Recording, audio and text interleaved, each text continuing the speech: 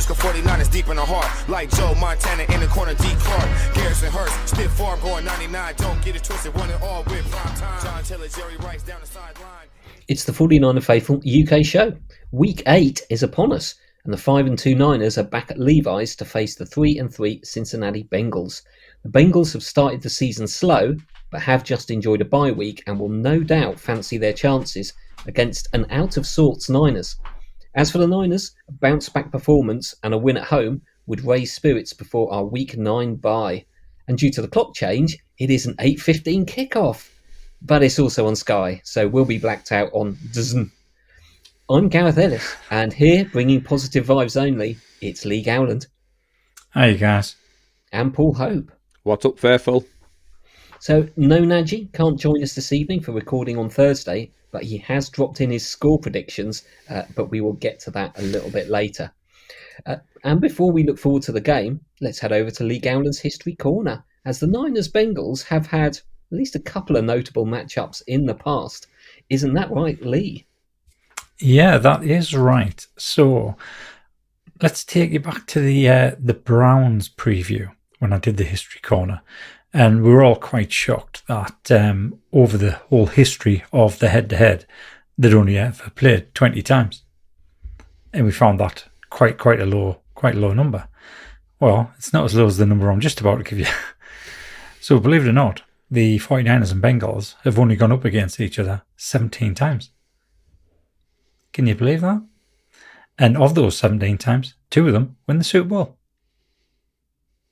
I think I'm shocked. Yeah, I think that is unbelievable. Unbelievable. The Bengals have only actually won once in the last 20 years. So history is on our side. I've probably jinxed us there. I think so. The 49ers have won 9 in a row from 1978 to 1996, and that included both Super Bowl victories. Super Bowl 16, which was a 26-21 victory, and also Super Bowl 23, which was a 2016 victory. In Super Bowl 16, our good friend Chris Collinsworth played, and he had over 100 yards receiving. Now there's a guy. And his fellow wide receiver, Dan Ross, also went over 100 yards, yet they didn't come out victorious because the 49ers managed to stifle them. In Super Bowl 23, the defense managed to derail the Ickey Woods shuffle. He was not shuffling that day. He only managed 79 yards and did not get into the end zone. Jerry Rice, on the other hand, he went off. He had 215 yards receiving and a touchdown, and Roger Craig finished with 172 yards from scrimmage, which was quite impressive. Players that have played for both teams include Terrell Owens, the Cowboy, Justin Smith, Manny Lawson, who was drafted in 2006 along with Vernon Davis and Delaney Walker. That must be our best ever draft for tight ends, because both of those tight ends were excellent. And also Trent Taylor. Now, the Trent Taylor one, I think we were all quite surprised. He was Jimmy G's favourite target during the first season, and quickly we lost him through free agency. And we thought, because of the connection that he had with Jimmy G, the chemistry, we may have kept him. But he ended up going to the Bengals and played there for a couple of years. That is basically it for History Corner. Unfortunately, I've been so busy today, I haven't been able to delve into it properly. There were some other players that have played for both teams, obviously. Notable names, Ahmed Brooks, linebacker. He was a really good linebacker for us. Who else? Oh, Tyler Croft. Don't think I should really mention his name after the NFC Championship game, but yeah, Tyler Croft. A couple of defensive backs. Darquise Denard, he played for them. Can't remember who else it was. So somebody else stood out as being somebody that we've had recently. Oh, Drake Kirkpatrick. He played for them as well. And some other minor players. And then surprise, surprise, no Ray Armstrong. You're joking. I am not. We're finally getting through all these teams, and we're suddenly going on a stretch, a run of teams that Ray has never played for. You should have Amazing. snuck him in there just to see if the eagle-eyed out there, I like know. Alex Simpson, was fact-checking. Yeah, but check well him, done for check being him. honest, Lee. Yeah, I should have done that. So, bonus. over to you two guys. Let's hear about the Bengals and where they're going to cause us problems. Well, I think I'll just dip into history corner. Certainly, Super Bowl 23 was the first game I watched, as in Really? watched live, as I had started supporting the Niners the year before. And I had a big smile there where you talked about Ickey Woods shuffling nowhere. And what I do remember from that is he shuffled quite well for about 3 or 4 times, and then he shuffled himself straight into Ronnie Lott and never recovered for the rest of the game. That's something I remember from that game distinctly, along with, sadly, a couple of bad injuries, one to the Niners and one to the Bengals, which sort of knocked the game, I think, slightly out of kilter in that first half. It turned into a bit of a field goal thriller before Stanford Jennings opened the game up with that kick return. Happy memories of the way that game ended. Great performance and a legendary drive from Joe Montana to seal the game. Yeah, and I think that first major injury to the Bengals offensive line, I'm sure that was on their very first drive. And it might have even been at the goal line as well. Was it at the goal line where he got injured? It was their nose tackle, Tim Cumry. Have I got that right? I think so, yeah. We lost Steve Wallace, left or right tackle. Both broke their legs, I think, in the first quarter.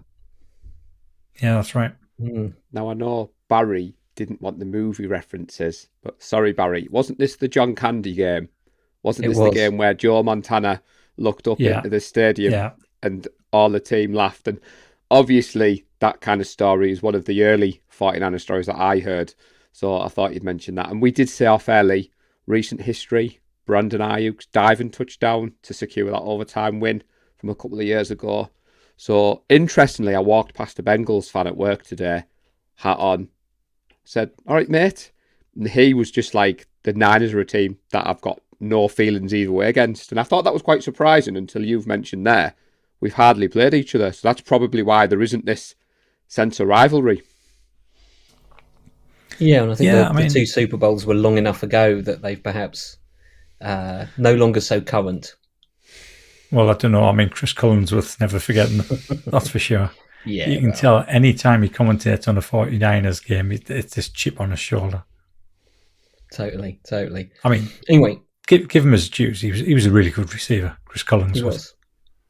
He was. The Bengals had a very good team that year, and it was a good matchup. So, shall we look forward, if that's the right word, to the next game? I will start it off with the injury update. As everyone is probably or should be aware, Brock Purdy entered the concussion protocol, having displayed some symptoms after the Vikings game. His status is questionable, and I would probably say that is very questionable given the concussion protocol. Debo, of course, is definitely out. Trent Williams is also questionable, but it does appear that CMC has been practicing. I'm not sure about the status of Dre Greenlaw, since he clearly came back, but did seem to be a little bit banged up at the end of the Vikings game. As for the Bengals, they've just enjoyed their bye week and they seem pretty healthy. They have linebacker Akeem Davis-Skyther and possibly left tackle Orlando Brown listed as questionable. And I say possibly because I've seen Brown listed in some places and not others as questionable. But obviously the big news is Brock. Paul, what is your take on it? And do you think Sam Darnold will be making his first Niners start? Well, my take is we're recording this on Thursday night, but at one point it looked like we were recording on Wednesday for Najee's schedule. So I put together my scouting report. We decided, about 6 o'clock yesterday we weren't recording. And then the time we would have finished end record is when the news hit that Brock Purdy had entered the concussion protocol. So I kind of had a bit of a wee smile thinking, I'm glad we didn't record. But social media hasn't quite melted down yet. At first, I wasn't sure when he'd taken the hit, but Najee shared it in our group chat. And obviously seeing the angle that Najee shared, it was a pretty horrific hit. It was. As it stands at the moment, obviously his health comes first. If he's not ready to take the field, Kyle Shanahan has said he's got every confidence in Sam Darnold that's good enough for me as it stands at the moment. I haven't changed my scores, unlike our esteemed colleague who's not joining us tonight, but Lee's obviously got a smile on his face. But it is a worry that the NFL's supposed to have these guys up in the sky looking out for player safety, and he took a hit. Non-Niners fans listening, chaps, are going to say, oh, you're making excuses, but it clearly affected his performance. And I've seen many a tweet out there which shows after the concussion, maybe that has to play a part in some of the passes that went amiss and the interception. I think there's a chance he might play, but from all the stuff I've seen, it would be a bit of a surprise given where we are today. But I'm not worried about Sam Darnold, unlike others. How do you feel, Lee? Are we season's done, the sky's falling in because Sam Darnold's coming in, or is there some conspiracy theory that Brock's been benched and Sam's the one that Kyle really wanted? No, I can't. No, just no. Just no, yeah. I don't know how many times I can just say that. So I'm actually going to... I know off air we said we were going to talk about this at the end, but because it's about Brock Purdy, I just want to bring something up. So Brock Purdy, I think it's obviously we're all disappointed that he's not playing, but apparently one person isn't that disappointed.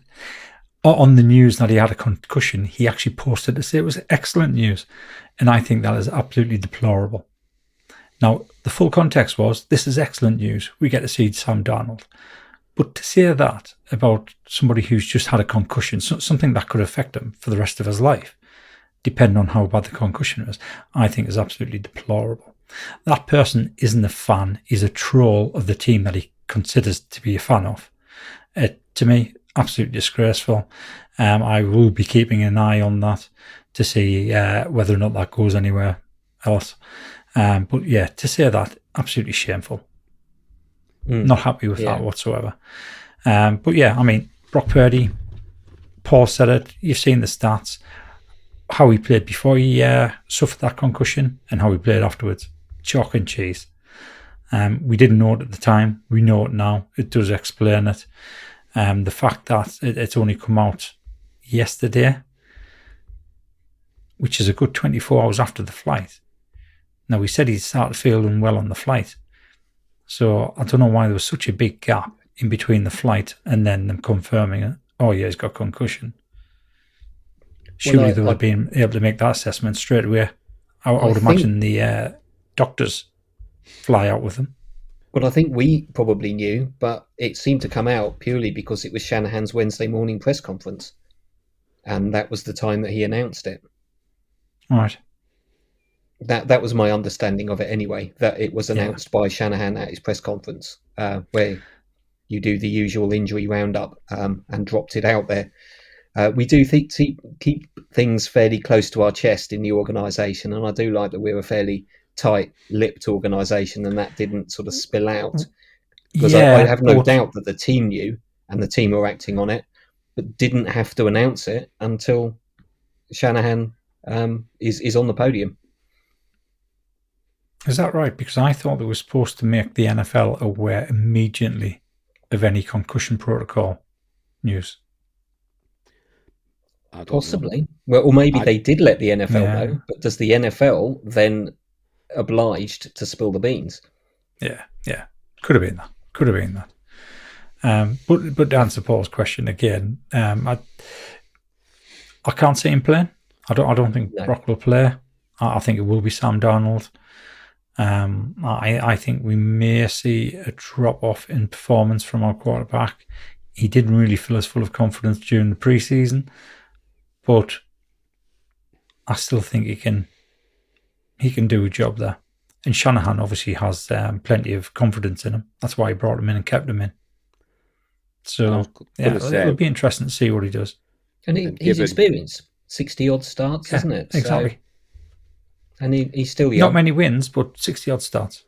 No, but he was playing on a pretty awful Jets team for much of that. Yeah. I just think it's given the whole kind of QB controversy, which I thought had settled down. Sam Darnold beat out Trey Lance in training camp. We have good friends, content creators that were there. Like you said, Lee, maybe the fact that the Bengals aren't great at the run defence, and we'll get into that in the scouting report, could be playing into our hands. I've seen a few people say that we're all right because Brandon Allen's going to have given us all the secrets of the playbook, like what Trey did to Dallas. So who knows, chaps? We might be right. I just wanted to echo your thoughts, Lee, that we have a good community, but equally anyone taking delight in player injury, that's not something that I agree with. I'm kind of glad I've been at work and busy today in the office that I haven't been on social media. Gareth asked me before you joined us, what's it been like on 49ers Twitter? And I said, I haven't really checked in today, but from what I saw last night, it wasn't too bad. The main concern was Brock's health. And then obviously a few people going back and watching the game tape, like you said, Gareth. So maybe the game on Monday night wasn't as bad as we first thought. But I know we're not going to go down that rabbit hole. So I'll shut that before we go down there. There's been a lot of measured responses on social media, which is good to see. So we will all keep an eye on that, I think, and hopefully everyone, I think, will get behind Darnold, particularly if he might struggle early on. He hasn't played in a while, so let's get behind him if indeed he is the starter, and let's hope he can pull out the win. But should we look at the enemy camp? Should we have a look at the Bengals defense, which Paul has been scouting in detail, I think, from at least yesterday? Yeah. So as I said, fail to prepare to fail. And I thought we were jumping on last night. So when you messaged this morning and said, who wants who? I was like, I need to stick with the defense because I've got no time to look at the offense. Now, interestingly, chaps, we're not facing a new defensive coordinator. I'll probably butcher his name, but let's have a look at my notes. Lou Anarumo is his name, or for his better nickname, is the Mad Scientist. Now, I had spent quite a big section, Gareth, saying, is this Mad Scientist going to be in the kitchen cooking up some looks for Brock Purdy? But that news is broke, and it's Sam Darnold. But normally, the Bengals offense gets more attention than the defense, given that they've got Joe Burrows, Jamar Chase. But the Bengals defense over the last couple of years has quietly become one of the better units in the NFL. I'm sure we all remember the Bengals schooling both Patrick Mahomes and Josh Allen in recent years. And if you're not aware of that, go on YouTube, go and look at the game tape. I remember watching that game against Mahomes live, and I was quite shocked, Gareth, that Superman seemed to be quite human and the Bengals seemed to have the kryptonite. So, Barry, the movie references are rolling off the tongue. I know you didn't want them, but they're coming. But as I said, the Mad Scientist has got the defense performing really well at the right times, and he's very similar to Flores, Gareth. So when you go and watch the game tape, he likes to bring pressures from different areas. He likes to do what the Vikings do. He's not really bothered about your position. He schemes for the team that he's playing against. So especially against the Bills, he had Josh Allen all confused. I don't know about you two chaps, but Josh Allen's one of my favourite quarterbacks in the league. And to see him struggling, he tends to set the defence up where it looks like they're maintaining the coverage shell. And sometimes they'll line up in a 3-2-6 formation. And it looks as if the linebackers are kind of coming up to the line of scrimmage to blitz. And then when the ball's snapped, he drops the linebackers back. And all of a sudden, those intermediate passing lanes, which Brock Purdy likes so much, are taken away by the linebackers. And I think you know where I'm going with this, chaps. That's where I focused a lot of my attention, because I was going to go on about this being Brock's bounce back game and what was Shanahan going to do differently. Before I move on, am I on the right page for you two with my analysis at the moment? Is the Bengals defense one you two were aware of with the looks and different coverages? You've said they clearly got the measure of the Chiefs in what they won 3 in a row. I think, as you've said, they've made it difficult for some good teams. I think they have struggled a little this year, being 3-3, but there's some danger there. I think particularly in the secondary, I think they are racking up the interceptions at quite a good rate and have shut down the pass game, but are not so good against the run this year. So maybe that's somewhere that might work in our favour. And we talked on the last show about us seeming to move away from the run game a little bit. Maybe the Bengals defence is one where we can get back to our familiar identity, I think, of being able to pound the ball and actually get positive yardage on first and second downs and open up the playbook a little bit later on. Particularly if it's Darnold, I think we're going to have to lean on the run game perhaps a little bit more than we would have if it's Purdy. What do you think, Lee? Yeah, I agree with that, which means I'm now getting a little bit nervous about the offensive line and what gaps they can open up for CMC.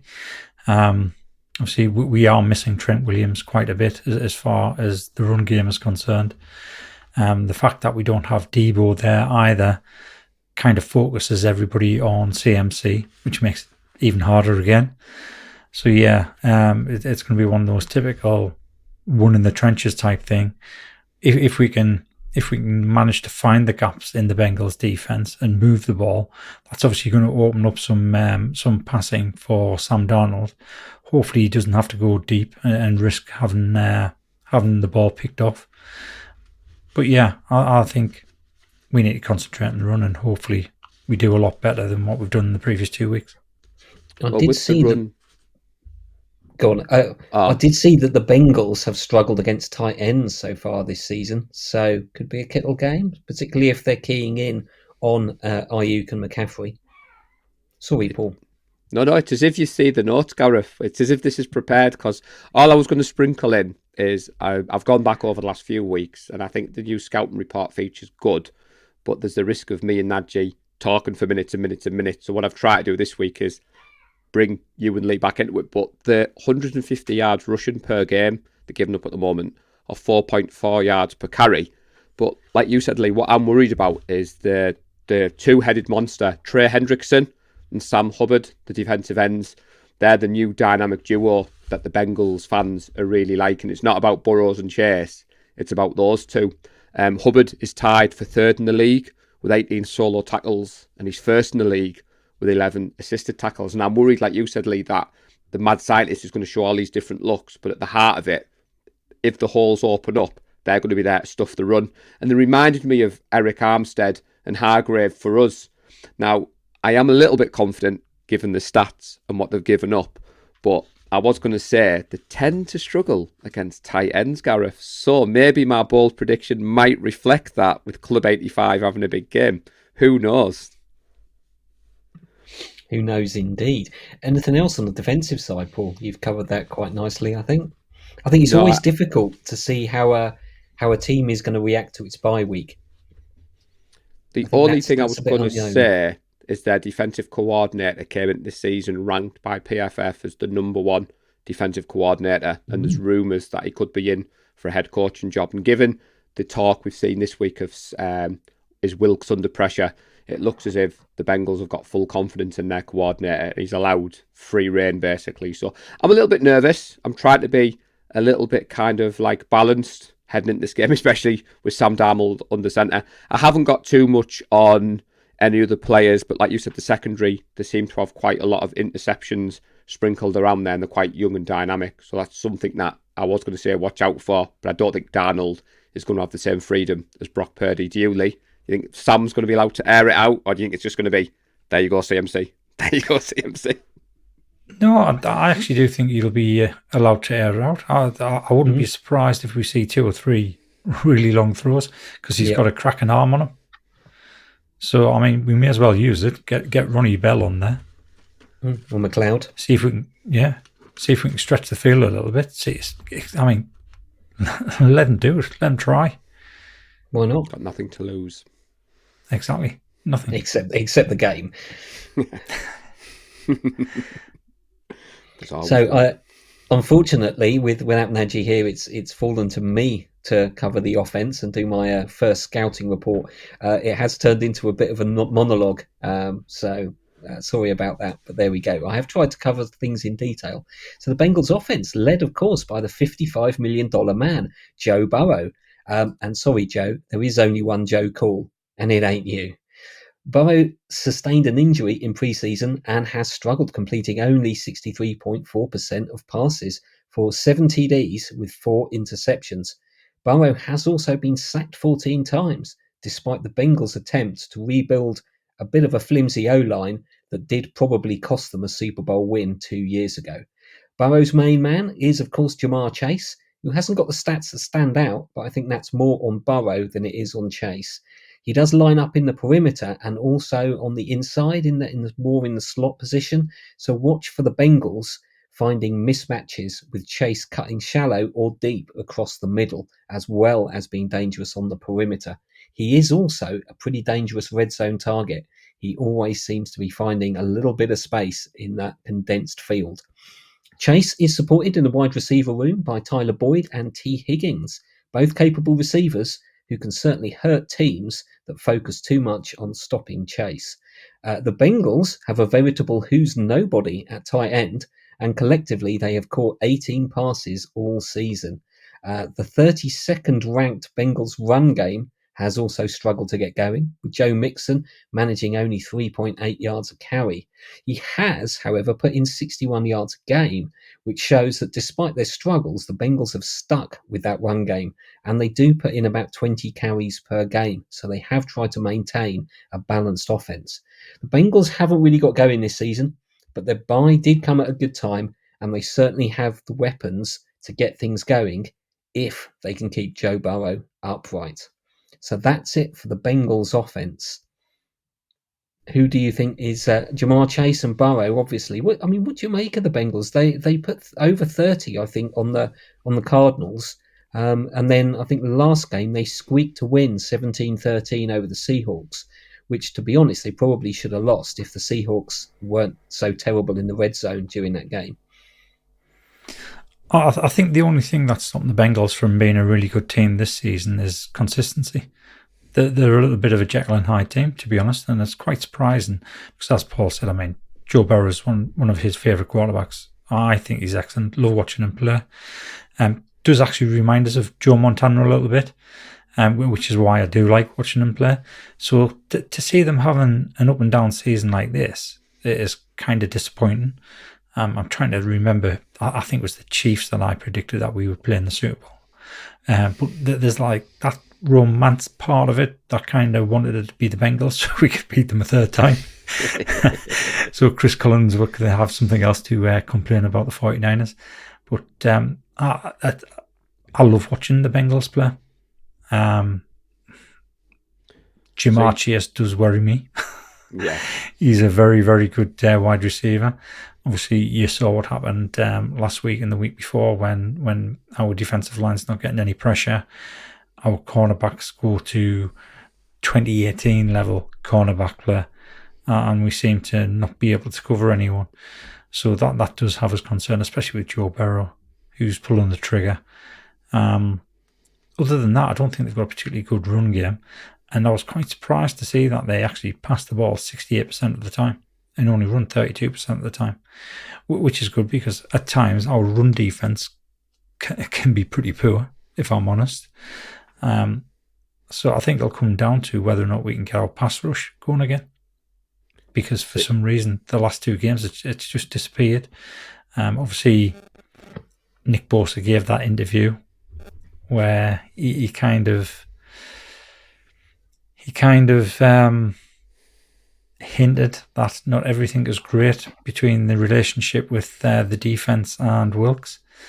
They're kind of surprised about some of the play calling.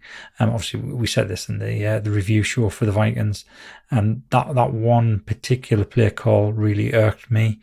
But then there were some of the others, and I was thinking, this is just not a 49ers defense. We haven't done this. I know he had a reputation for blitzing a lot. He didn't blitz too much the first four or five games, and we won them all. And now all of a sudden he's going, I wouldn't say blitz heavy, but a significant increase in the blitzes that we would normally run. And we've lost the last two games. I'm not saying that's the reason why, but it is a bit of a coincidence. You do wonder, with a little bit of reflection, obviously the Browns, as they said, they dragged us down into the mud and wanted to play a dirty, grinding game, and they were able to do that. I wonder if we did think, okay, that's just that one game. It was poor weather. We'll stick with the defense because it's worked so far. And the Vikings took that blueprint that the Browns had set out and basically executed it far better because they've got much better quarterback and I think a much better offensive line.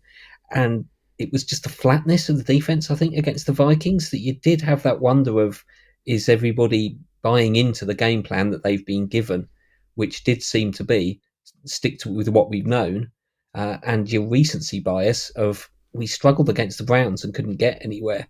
And you just wonder if that was a little bit unsettling, because we do seem to have lost a little bit of that defensive intensity and the identity that went with it. So something to watch there. Paul? This was my Super Bowl preview, Lee. I thought it was going to be the Bengals 49ers. So this was a game that I had circled on the calendar with great interest. And our good friends Gridiron, when I went on my summer holidays, Gareth, their season preview, did an article on the Bengals, on Joe Burrow, and the offensive line. And I found that quite interesting, because what it said is the Bengals' offensive line was middle of the pack. And that's all it needed to be, because Joe Burrow was so good at getting the ball out. He's got an injury. He had a calf injury at the start of the season.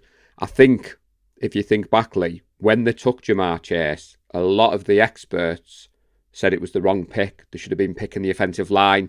But Joe Burrows had beat the drum for his boy Jamar Chase, and them two together are quite dynamic. But when we played them last time, Chase wasn't quite as good, so I'm keeping hope. I think Ambry Thomas had a good game if you go back and watch the tape. Now, I don't think Thomas will be the one covering him on Sunday night, but I think our D-line might do well against this offensive line, and I'm hoping that, like you said, Lee, we go back to our blueprint, rush the 4, tighten up at the back, and get rid of some of these packages. I mean, Hufanga kind of seems to be in no man's land at the moment. He doesn't know whether he needs to blitz, doesn't know whether he needs to stay.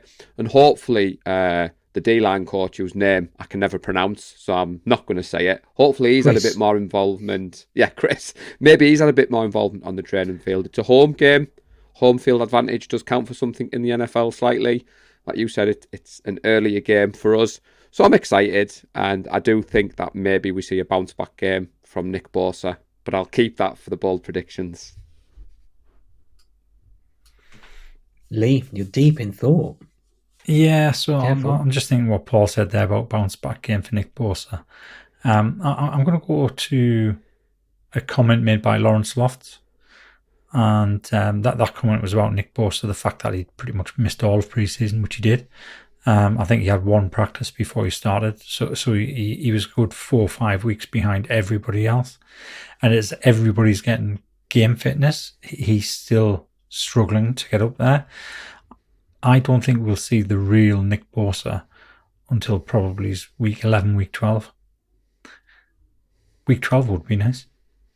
Yeah, but a bounce back given compared to what we've seen. I just think given the interview that he's given, I think if any player on your team has earned the kind of credit in the bank to go to the podium and maybe speak a little bit, it's your likes of Nick Bosa, your Fred Warner. But I do think internally you have to back that up. I think we've got that kind of culture in that locker room where if he's put his head above the parapet a little bit, and it wasn't too negative, like you said, Lee. I just, sometimes with Bosa, you can just never read his demeanour, because Steph Sanchez does a better impression than me, so I'm not going to do it. But he just seems to be the same kind of level all the way. But it just, the way he said it was a little bit more, I think there was some meaning behind it.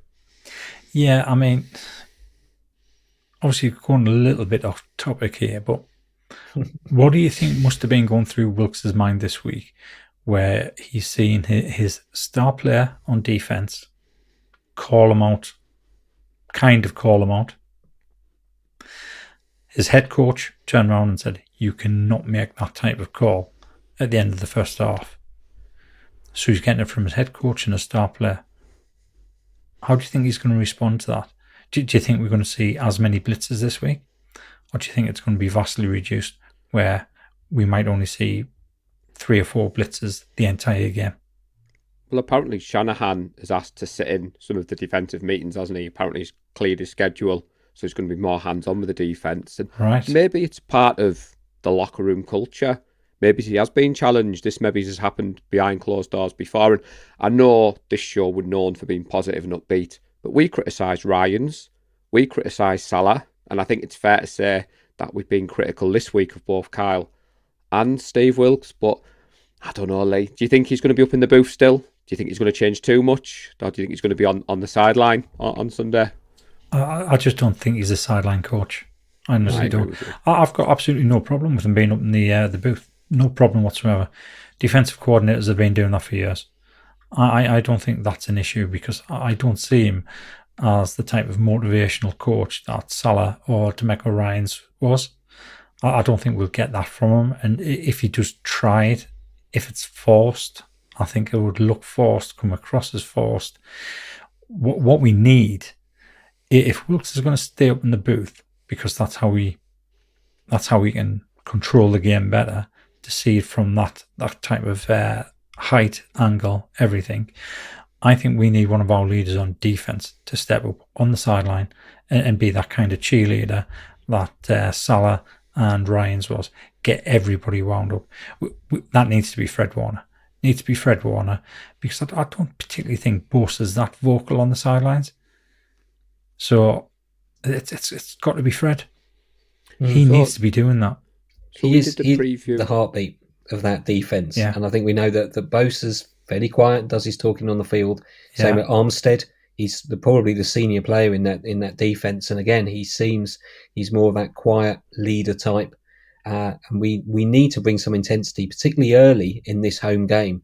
We need to see that defense come out fired up and wanting to put right what they did wrong last week. And I think a lot of the players have come out, and some of the research or the analysis has been a lot of individual mistakes as well as some scheme issues.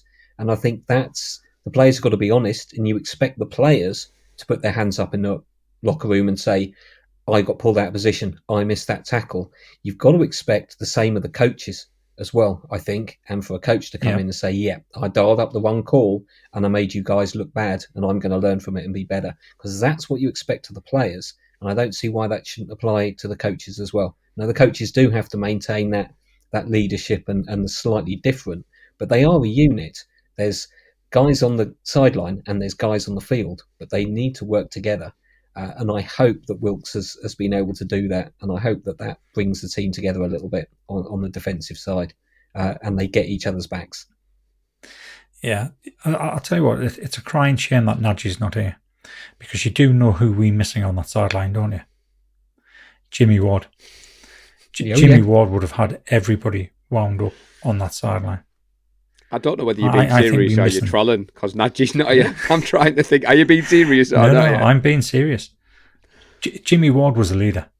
He was a leader on that team, and we lost a leader. And like I said, I don't think Fred is that type of player.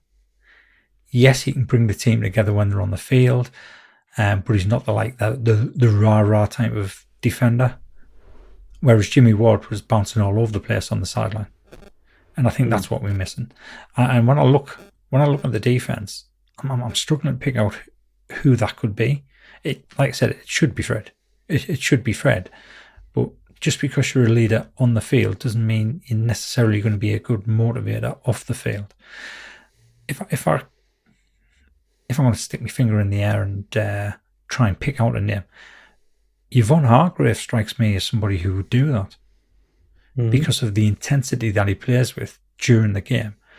I think he could easily replicate that on the sidelines and get the full team motivated, get the defense motivated, because they've got to be hurting after the last 2 weeks. So you expect to see some sort of reaction against the Bengals. Unfortunately, we are going up against the Bengals, who offensively are a very good team. You have to be very careful with them and not give them too much space. But that's got to be a challenge for them. It's got to be a challenge. Anybody that's ever watched America's game, teams that win the Super Bowl always go through some sort of adversity during the season. This could be ours. Our defense it's lost its identity over the last couple of weeks. People are now questioning whether we're a good defense at all, which, to be honest, is quite ridiculous. But I think this game could be a statement game for the defense, because obviously on offense, we've lost Brock Purdy, concussion protocol. All of a sudden, we've got Sam Darnold in. There's going to be a huge amount of pressure on Sam Darnold to win this game. Obviously, it's his chance to actually stake a claim to be QB1. And if he's not thinking that way, you need to get him out the door. I want him to come in thinking, this is my opportunity to knock Brock Purdy, get him benched. If he's not, he shouldn't be on the team.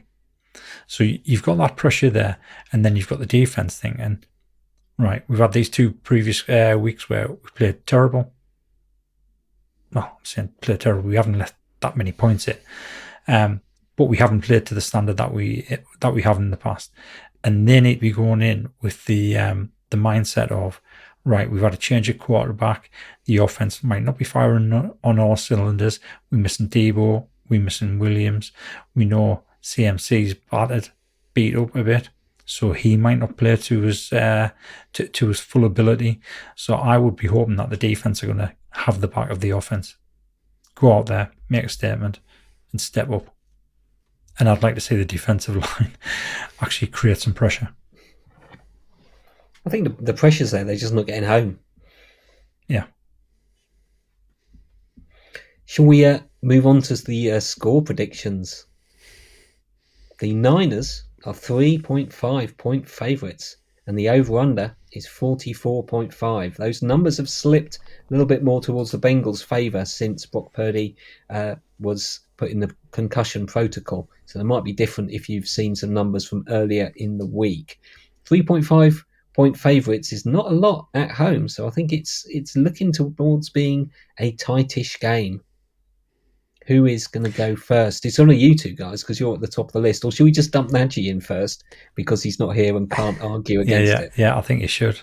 I think for full clarity, didn't we Nagy need say to put a disclaimer on Nagy's, because hang on, Lee, I thought you were, because let's face it, chaps, Nagy put 2 scores in. Is that allowed? No, Are we allowed? He's only getting 1 score. He's only getting 1 score. I think it's unlikely Brock is going to play. And to be honest, I would be worried if he was. Last season, we all saw what happened when Tua came back into a game after being in the concussion protocol. And I don't want to see that. And I don't think with the bye week coming up, it isn't a must-win game. I don't feel that we should be messing around with players' brain health, personally. Yeah. So I completely agree with that. Right now, tonight, I don't want to see Brock playing. No. Especially having seen the hit. But for clarity, based on that, we do have Nagy's score tonight as it stands on Thursday, Lee, if Brock did play. Yeah. But the 50 burger, that's what Nagy said, wasn't it? 50 burger shutout. I'm sure that's what Nagy said. Fantastic. Do we have does somebody have Nagy's score? I do. Does somebody have Nagy's? You do? Yeah, Gareth's got it there. Gareth's always prepared, Lee. Come on. It's just us two that rock up and go down the rabbit hole. Right, Nagy's prediction. I'm going to have to get the chart up. We'll go for Nagy's without Brock prediction, I think, for the show. And he's not here to take the flack of a Niners loss. 17-21.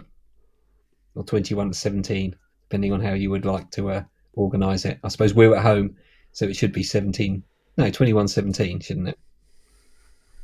So that's what we're going to record for posterity, that Nagy's prediction is going to be. So do you want me to go now, Lee? Or? Hang on. Give me a second. So he's gone for a loss? Yes. He has. Without lose, a 21-17 loss. Right. Interesting. This could shake up the leader table, couldn't it? It could do. Go on then, Paul. Well, first, I want to agree with Gareth. Brain injuries, no laughing matter, and I want Brock to put his health first. But I do disagree, Gareth, that this isn't a must-win game. I've done my own history corner. Since 2000, only 6 out of 23 teams that have won the Super Bowl had a 3-game losing streak during the regular season. So for me, it's a must-win game because we've had enough of the naysayers and the curses and all the omens. So on that note, I am going for a 49ers win, and we're going to win 27-20. So it's going to be a nail-biter, faithful. The emotional roller coaster is going to be in the house, but we do win. So keep that faith. So 27-20 is what I'm going for on Sunday. So I'm before Gareth gives his score, I'm going to come in with my own little stat there, which I saw online today.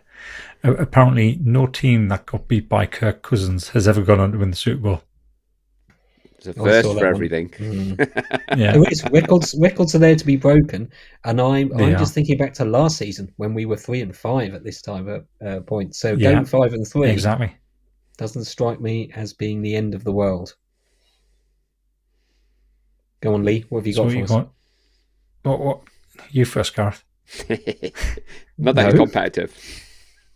You're ahead in the leaderboard. Let's see what I've got. Okay. Right, I'm going to go for a win. I think it's going to be a close game.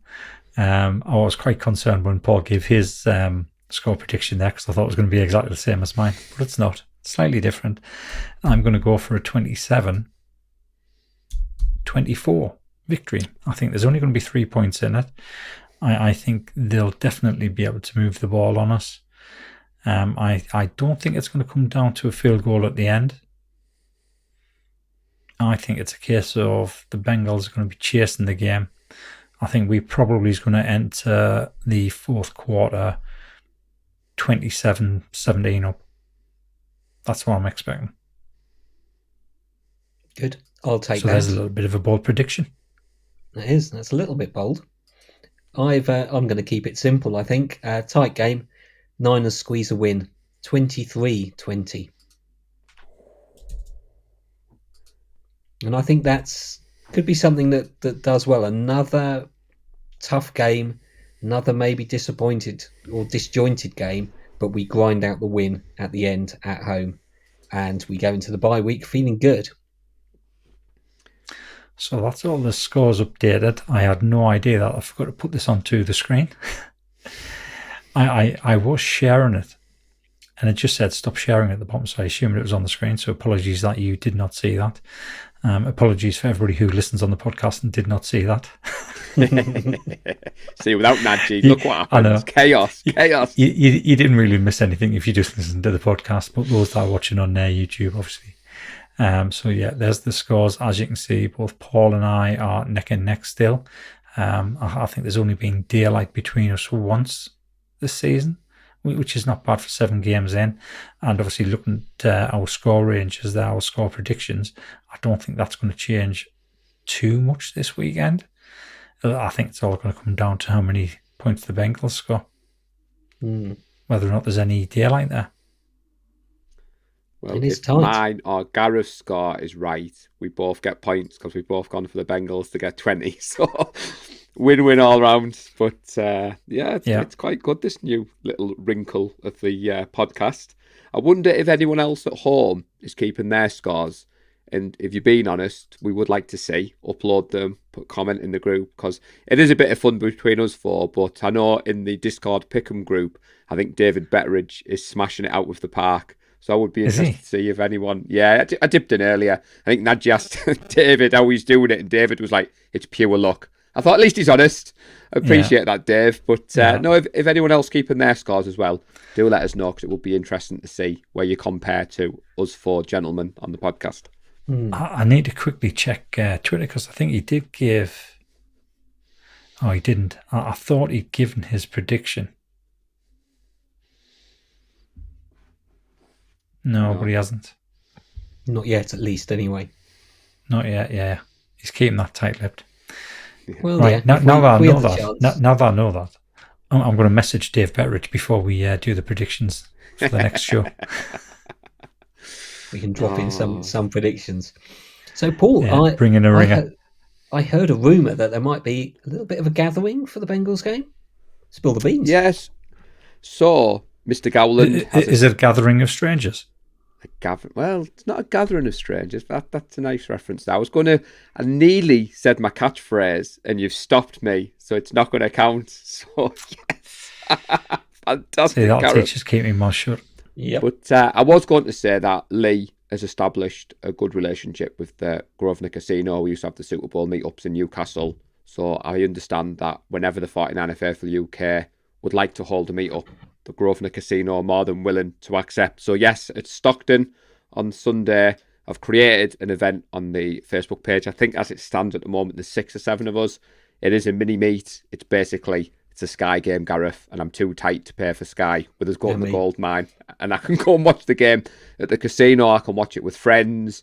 It's always good when you get together. I would echo what I've said previously. If you're having a gathering of strangers, as Lee would say, anywhere around the UK, hit us up. If you've got a picture, if you've got your flag, I'll stick it on Twitter. But given that it's the 8:25 game, it's the Sky game, it's kind of ideal for a last minute plan like we've made. So there's me, Lee, Connor Ryan, Neil Graham, Ian Keane, and Jonathan Wraith. He's booked his hotel, and he tagged me and Lee in a post, which I thought would confuse Lee, because I hadn't told Lee the watch party was going ahead. And Jonathan tagged him and said, I'll make up for London. And I was like, yeah, I haven't told him yet, Jonathan. But on Sunday, we will be gracing the Grosvenor Casino, decked out in red and gold, Gareth, to cheer on our boys. Fantastic. I'm sure they will be overjoyed to hear that over in Santa Clara. Do you have any final thoughts on the game? No? Lee's thinking. I know. I mean, I was just about to call it an historic rivalry, but it's not. I mean, we've only played 17 games. But the reason behind that thinking is obviously the two Super Bowls. They obviously spring straight to mind whenever you think about the 49ers Bengals, which is why I kind of like going up against them, because it brings back those memories.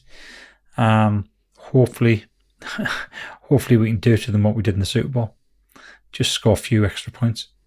I think if anybody was lucky enough to be far too young to miss either of those games, I think they are available on your Game Pass, and I'm sure there's plenty of highlights around on YouTube. Particularly, I think the final drive that is well worth watching if you want to see vintage Montana and vintage Rice and Craig also on that drive as well, who I think gobbled up most of the yards for John Taylor to finish it off at the end.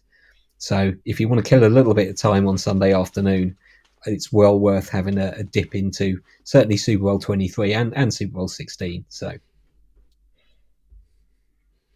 great stuff, lad. Thanks for joining me, and thanks to everyone who watches and listens to the show. Let us know what you think about the game. Maybe you can put out your own predictions. Put them in the comments when we post the podcast, or you can put it on Twitter, because I will not be calling it X, because it's just confusing. We will be back next week to review the Bengals game. We'll be heading into the bye week, and I think the three of us and Nadji will have to have a little bit of a think to make sure we cobbled something together by way of a podcast during the bye week to keep you warm during that dull weekend where we have to watch the other teams. Anyway, enjoy your weekends and go Niners. Go Niners. Bang, bang, Niner Gang. We love the San Francisco 49ers deep in the heart. Like Joe Montana in the corner, D. Clark. Garrison Hurst, stiff farm going 99. Don't get it twisted, one and all with prime time. John Taylor, Jerry Rice down the